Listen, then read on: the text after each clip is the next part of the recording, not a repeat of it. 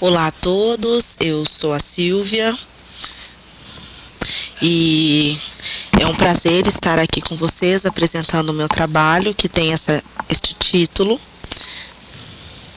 junto com a minha professora orientadora, e fazer uma apresentação neste evento a respeito de argumentos locativos em língua de sinais brasileira e o uso do espaço na concordância locativa é algo muito prazeroso. Então, fazer essa apresentação na minha língua, na língua de sinais, de uma maneira natural, é algo muito importante, que me traz um prazer muito grande. Este projeto, essa pesquisa, ela visa investigar a realização sintática de argumentos locativos de sujeitos e objeto na estrutura oracional da língua de sinais brasileira. Busca-se também investigar nesse trabalho os espaços e os parâmetros que são utilizados na estrutura desses sinais, considerando verbos de movimento, como, por exemplo, ir, vir. Sim, nós temos aqui uma questão de movimento. Os verbos chegar, sair. Também podemos considerar o exemplo dos verbos colocar. O fato de colocar um objeto ou de tirar um objeto de um lugar são movimentos diferentes, mas considera-se também verbos de movimento. E nós utilizamos o espaço para sinalizar esses verbos, que estão aqui em amarelo, correto? Pode passar. E, portanto, este trabalho ele tem como objetivo descrever a realização desses argumentos locativos e a relação do uso do espaço nessas sentenças que são produzidas em língua de sinais brasileira. E de que modo isso acontece? Como isso é considerado? Então, fazer essa análise dessa relação de como acontece o uso desses argumentos locativos é algo que nos interessa nessa pesquisa.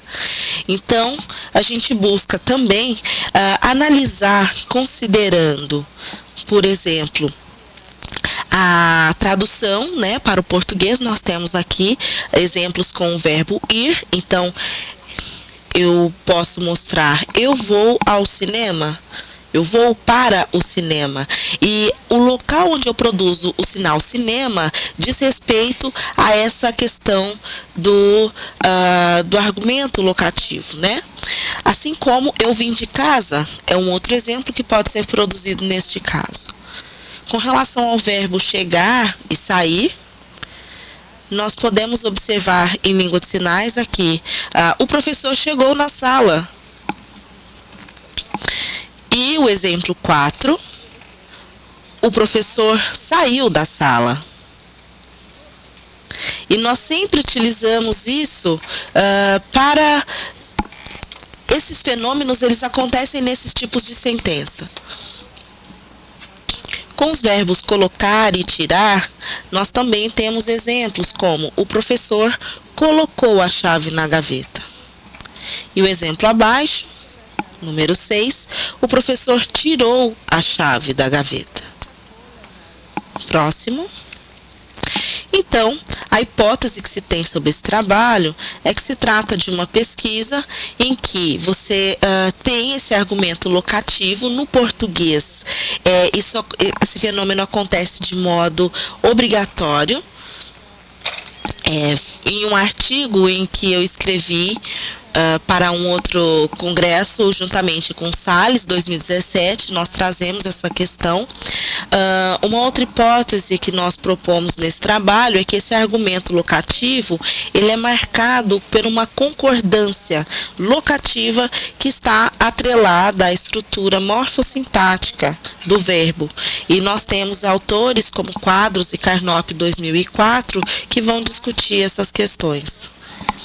O parâmetro do movimento e a orientação da mão também são pertencentes e estão atreladas a essa estrutura morfossintática do verbo e que vão indicar esse referente locativo. É importante considerar também as marcas gramaticais do caso locativo oblíquo. Próximo.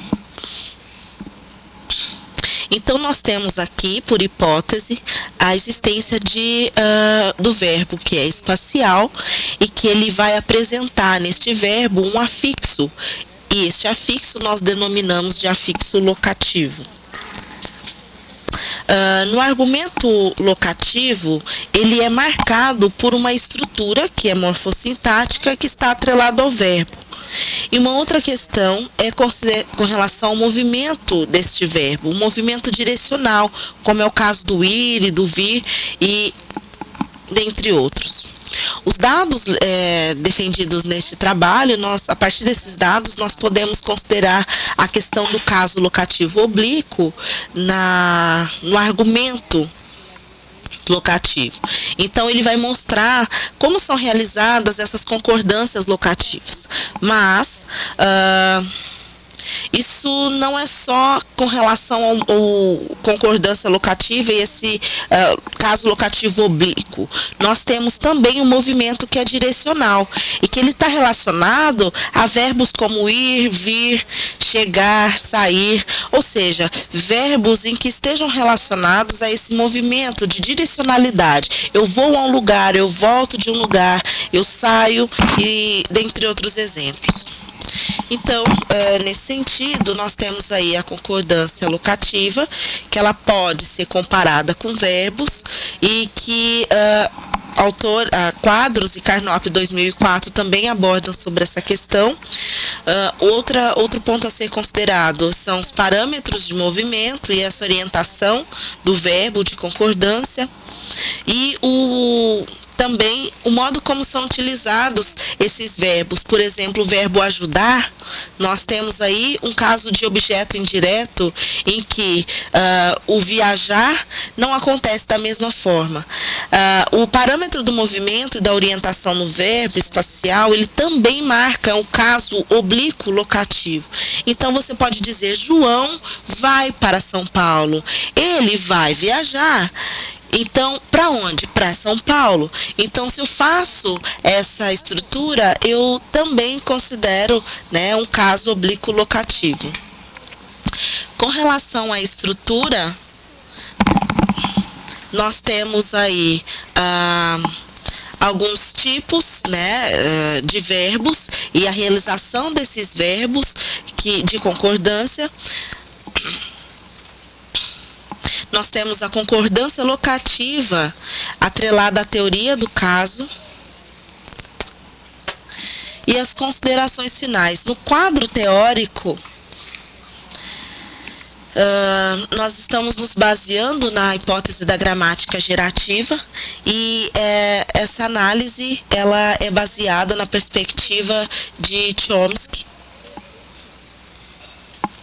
A faculdade da linguagem também ela é considerada como um fator inato, em que, por exemplo, a criança já nasce com essa habilidade de produção. A gramática universal, ela se organiza a partir de princípios universais e que são parâmetros que consideram a questão da variação, que está também inserida na gramática. As propriedades da gramática universal, ela está organizada em categorias lexicais.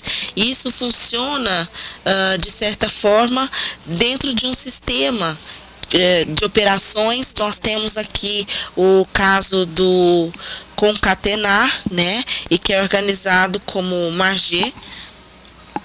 Então, é como se você organizasse numa estrutura em que você consegue destrinchar aquela sentença, organizando a partir de algumas convenções.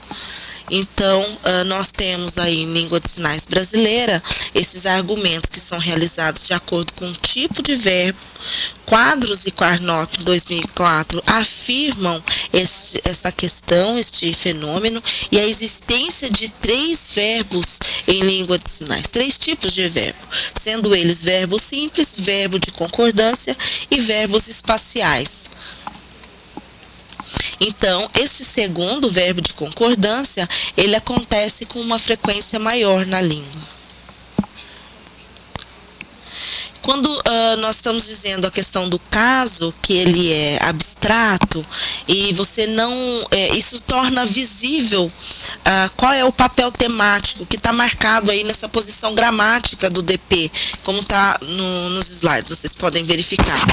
Então, essa marcação ela acontece, e isso também se passa na flexão do verbo e o modo como esses verbos de movimento, que são considerados bitransitivos locativos, eles estão organizados numa estrutura com parâmetros de movimento e afixos locativos também.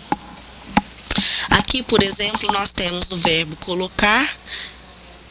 Então, se eu digo, eu coloquei a chave na gaveta, eu preciso organizar desta forma. Eu não poderia dizer, eu vou pegar a chave na gaveta. Na língua de sinais, a estrutura ela acontece de um modo diferente. E essas foram as referências utilizadas para o meu trabalho.